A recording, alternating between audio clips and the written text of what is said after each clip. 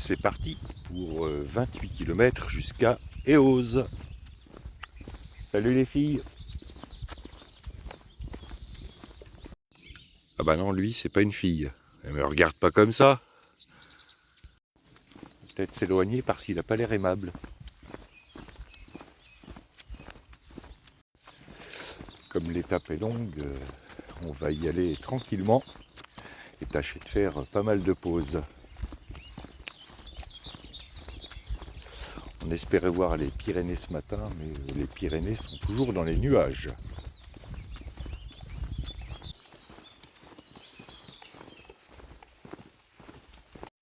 Petit point de situation. Nous sommes partis d'ici. Nous sommes arrivés là. Donc sur la voie du Puy, on a fait une grosse partie. Saint-Jean-Pied-de-Port est là. Et nous allons hop, jusque là.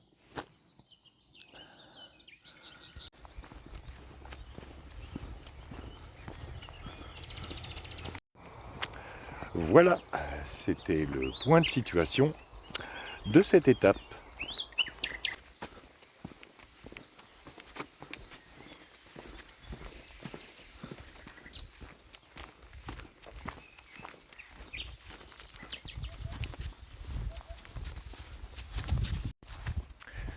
Premier raidillon de la journée.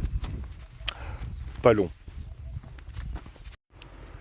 Nous sommes dans la Ténarèze, qui est une terre de liaison entre Armagnac et Lomagne.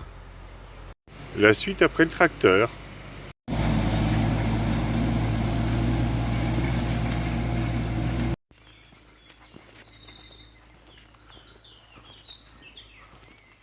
La Ténarèze, c'est une terre constituée de vallons peu profonds. Et ces vallons et ces coteaux comportent trois éléments. La Coume, qui est le fond du vallon parcouru par un ruisseau permanent ou intermittent. Le Soulan, qui est le coteau exposé au sud. Et le Paguère, ou la Paguère, qui est le versant exposé au nord. Et si je le sais, c'est parce que je suis une bête en géographie.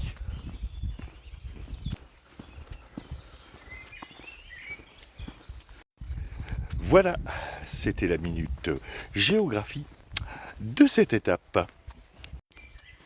Bien sûr que non, il n'y avait pas de panneau explicatif. Quelle idée!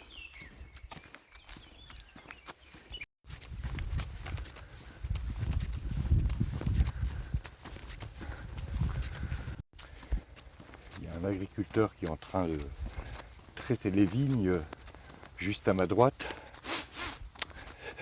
Je sens ça d'ici.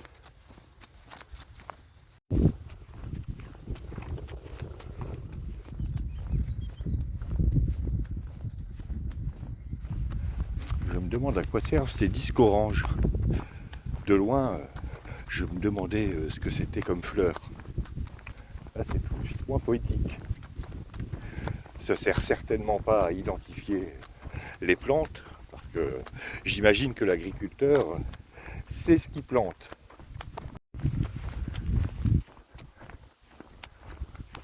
Va falloir que je vérifie.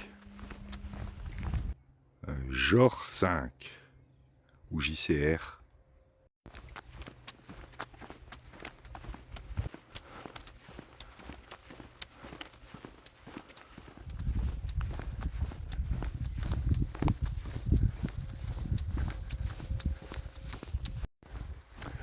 L'une des caractéristiques du Gers, c'est son habitat très dispersé, avec ses grosses fermes perdues au milieu d'exploitations plutôt importantes.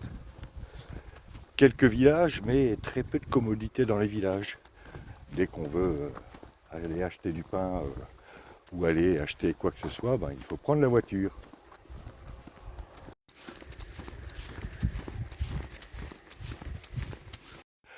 Bon, petite pause sur ce mur parce que on n'a rien trouvé d'autre pour le moment. On doit être à peu près à mi-chemin de Montréal du Gers. Tabarnak!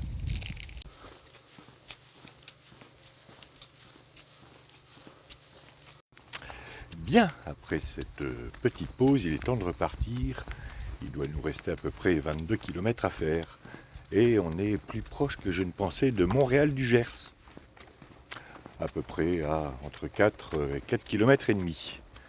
Ça c'est bien parce que, selon toute probabilité, on devrait pouvoir faire une pause second petit déjeuner là-bas.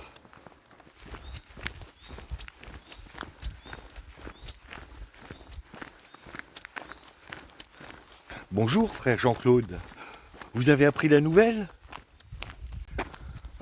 Non, quelle nouvelle ? Une partie du trésor royal a été dérobée.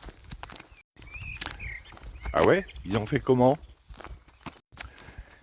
Ils ont été vachement astucieux. Ils ont loué une charrette et un escabeau. Ils ont mis l'escabeau sur la charrette. Ensuite, ils amènent la charrette juste au pied de la fenêtre. Ils l'ouvrent. Et il n'y avait plus qu'à dérober une partie du trésor.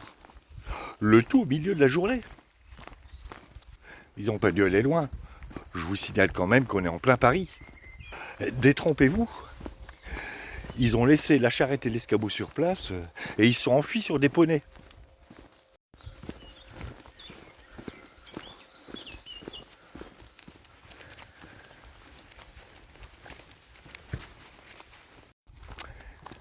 Ouais, pas mal, mais en quoi ça nous concerne, nous les Templiers ?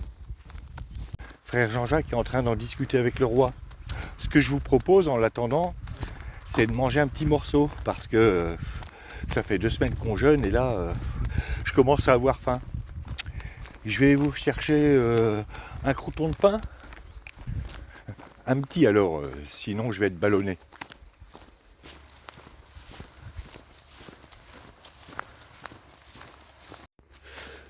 Nous allons en direction de Machin. Un nom qui a été trouvé par Bidule.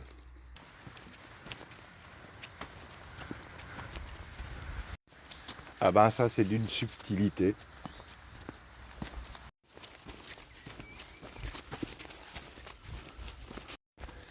Et nous avons entamé notre descente vers Montréal du Gers.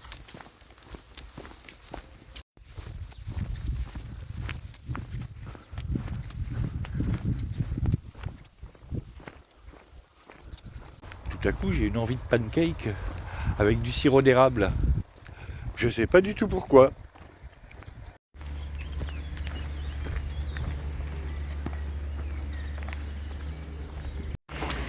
L'architecte a dû croire qu'il était vraiment au Canada. Pardon, au Québec.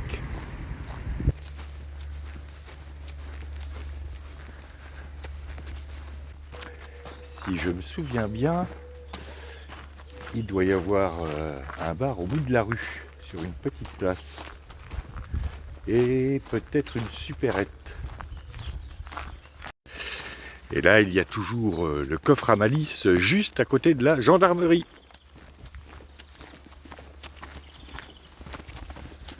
Quel bout en train ces gendarmes!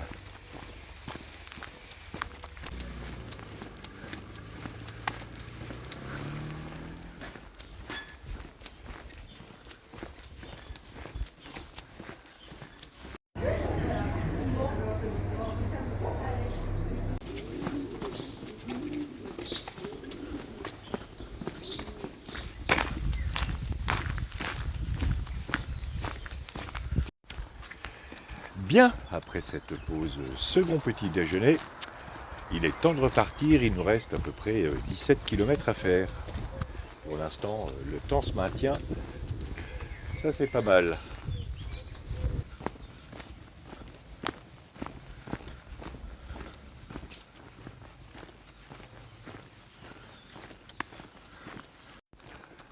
Tout à l'heure, je vous ai dit qu'il nous restait à peu près 17 km à faire. Et vous avez peut-être remarqué qu'entre la distance que j'annonce à la fin de l'étape et la distance qui s'affiche sur la petite animation au début de chaque vidéo, il y a quelques différences. Et bien tout ça, c'est une question de géodésie.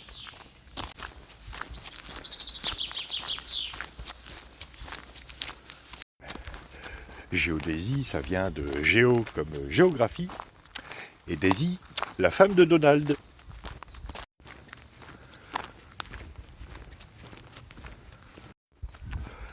Plus sérieusement, la géodésie, c'est l'étude de la forme de la Terre et de son champ de gravité, entre autres. Et la Terre n'est pas sphérique. La Terre, c'est un géoïde.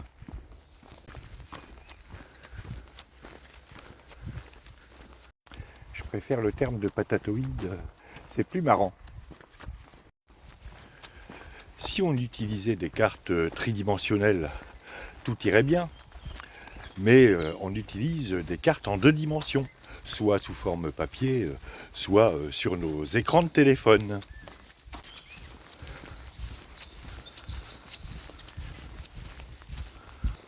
C'est là qu'interviennent les projections. Si vous considérez la Terre comme une orange et sa peau comme la surface de la Terre, vous ne pourrez jamais faire correspondre exactement la peau de l'orange à une feuille de papier rectangulaire. Donc il va falloir projeter la surface de l'orange sur la feuille rectangulaire. Sauf que les projections ne sont jamais fidèles à la réalité. Soit les projections conservent les distances, soit elles conservent les angles, soit elles conservent les surfaces relatives, par exemple des différents pays. Mais aucune projection jusqu'ici ne peut conserver les 3. D'où le choix des projections en fonction de l'endroit de la Terre qu'on veut représenter.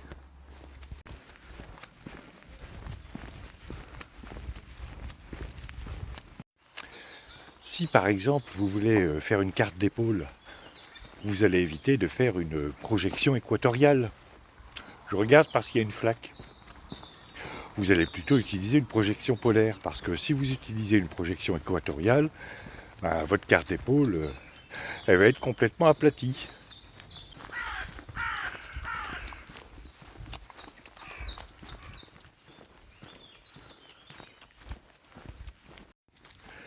Les choses se compliquent encore quand on utilise un GPS. Les GPS, la position est définie par les satellites. 3 minimum si on veut la position en latitude et en longitude.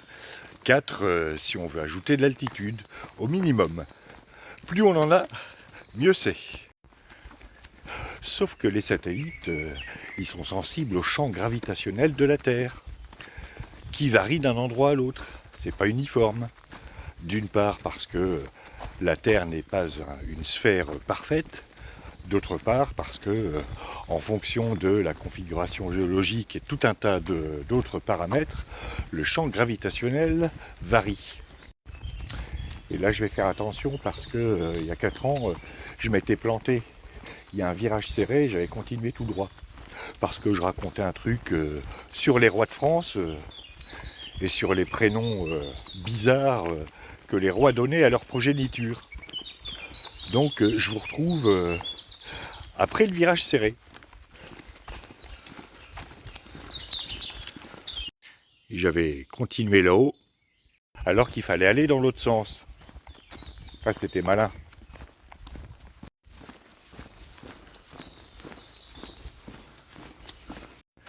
Bon, je reprends avec ma géodésie. Pour simplifier, mais alors vraiment simplifier, la puce GPS de votre téléphone va mesurer la distance entre différents satellites. Et grosso modo, par triangulation, ça va définir un point sur une carte. Carte elle-même issue d'une peau sphérique projetée sur un plan. Jusqu'ici c'est clair. Ou pas.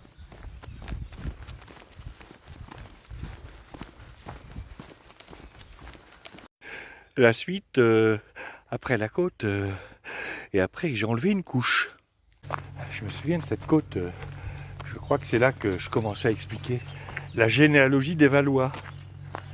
La géodésie à côté, c'est rien du tout.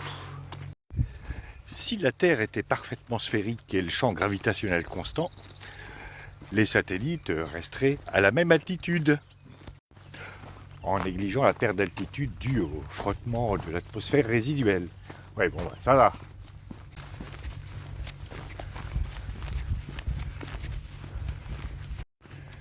Avec une telle configuration, les calculs seraient relativement aisés.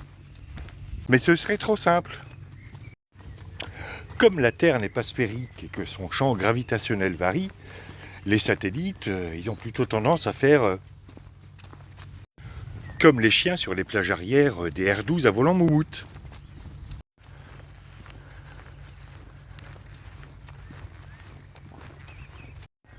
Forcément, les calculs sont un peu plus compliqués. Mais ce serait trop simple.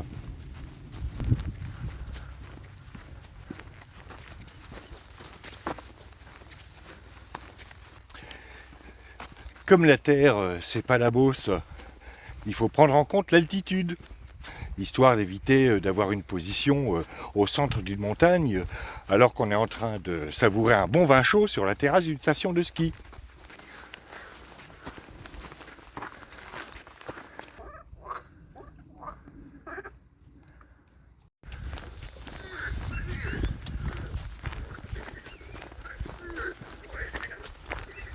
Celui-là, il a toujours gardé sa clôture électrique, en prenant la moitié du chemin au passage, mais il a enlevé son panneau demandant aux marcheurs de passer leur chemin sans s'arrêter.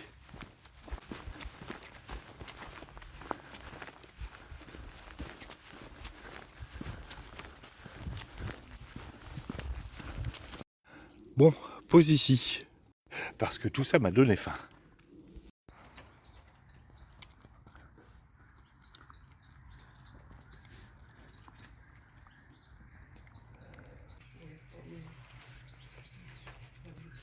C'est mon pâté.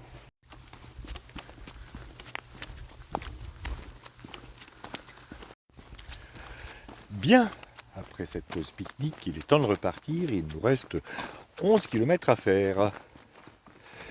Et il va me falloir un petit peu de temps pour digérer le sandwich au pâté du randonneur.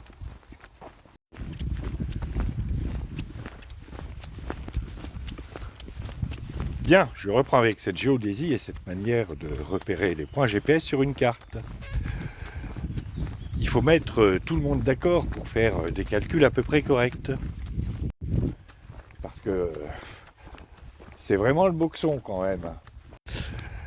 Les Américains utilisent le système WGS 84. Il n'y a pas que les Américains d'ailleurs. Dans le système WGS 84, il y a un ellipsoïde de référence, parce que la Terre n'est pas totalement ronde. Elle n'est pas plate non plus. C'est un patatoïde. Il y a aussi un modèle de champ gravitationnel de la Terre, parce que les satellites qui tournent autour de la Terre, ils font comme ça, comme les chiens sur la plage arrière. Et puis il faut des cartes avec la projection qui va bien. En Europe, on utilise WGS 84 ou ED 50.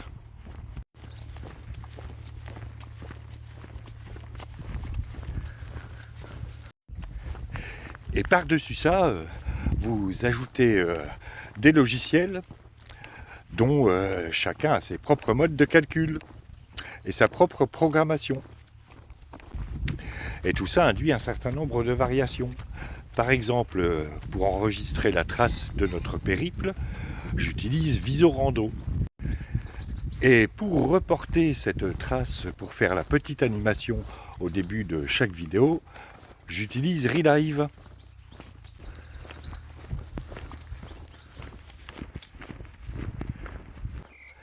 Comme les deux logiciels n'utilisent pas forcément le même système de référence, forcément il y aura une différence entre la distance calculée par Visorando, qui est relativement fiable, et celle calculée par Relive. D'autant plus que les deux logiciels recalculent les altitudes différemment. Donc la distance dont je parle à l'arrivée de l'étape, c'est la bonne. et celle que vous voyez sur Relive est un peu sous-estimée.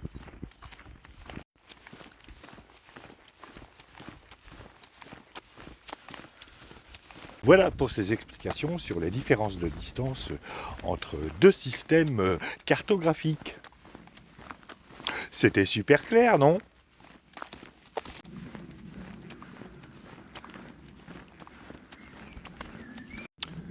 Alors là, je te trouve peut-être un petit poil optimiste.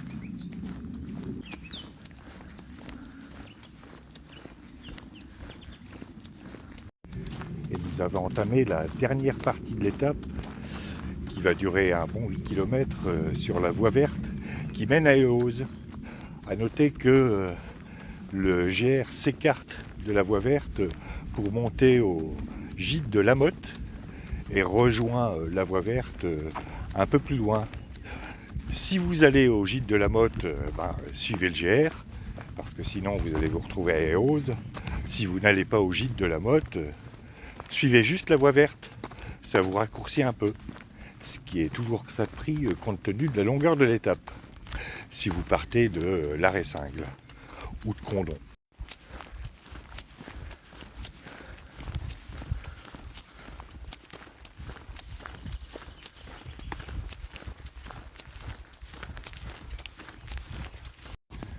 C'est là qu'on se dit que si on pouvait avoir un sac à dos avec des roues, des pédales et une selle, ce serait quand même pas mal. Ça s'appelle un vélo. Ah bah ouais, tiens.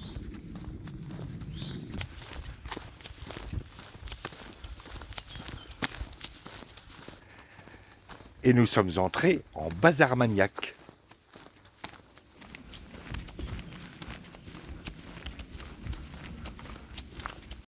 Tchou tchou.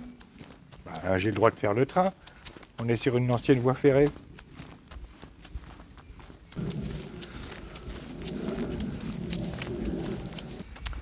Alors, voyons, clinique psychiatrique Eauze. Il n'y a pas. Je l'ai échappé belle.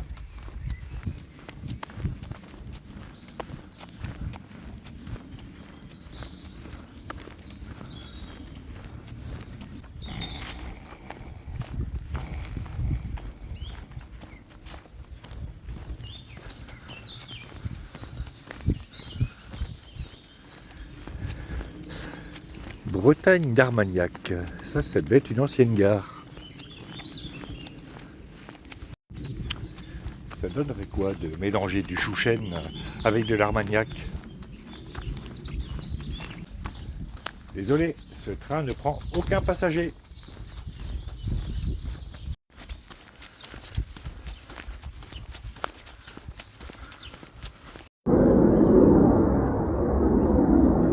Ça fait un moment qu'il y a des avions de chasse qui font un exercice là-haut. J'en ai entreaperçu un.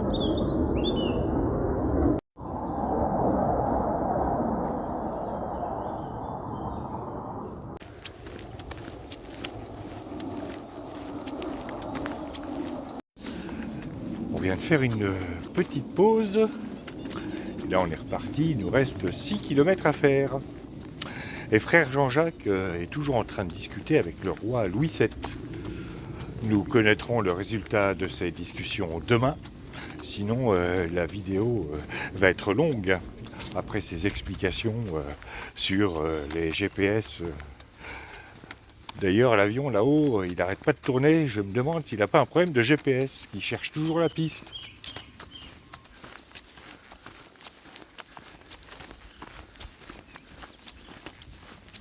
J'avais déjà trouvé cette partie de l'étape longue. Et bien ça n'a pas changé. Donc on va fermer les écoutilles et puis avancer mécaniquement. Ah, ça c'est l'ancienne maison du garde-barrière.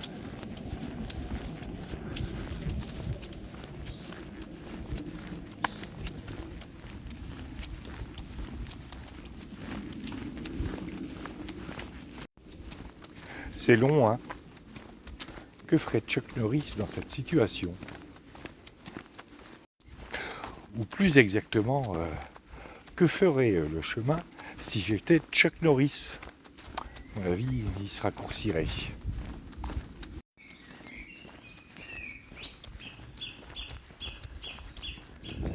Ah, je crois que c'est la dernière maison de garde-barrière avant Eauze. Et qu'il doit nous rester grosso modo 1 kilomètre.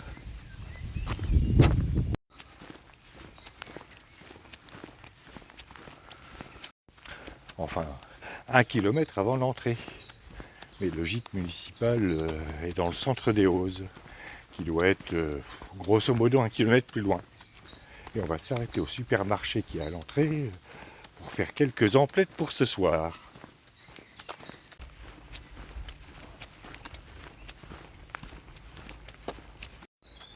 Bon, on approche de la fin de ce très long tronçon de voie verte.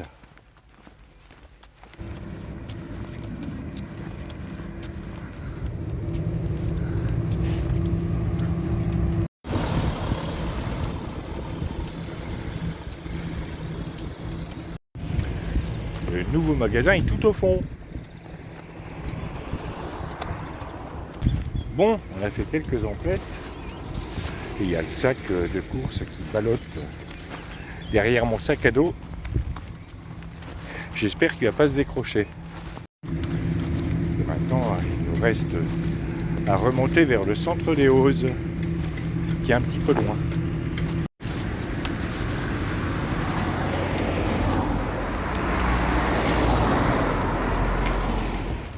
Voilà, nous arrivons à Eauze. Et normalement, c'est l'office du tourisme qui s'occupe du gîte municipal.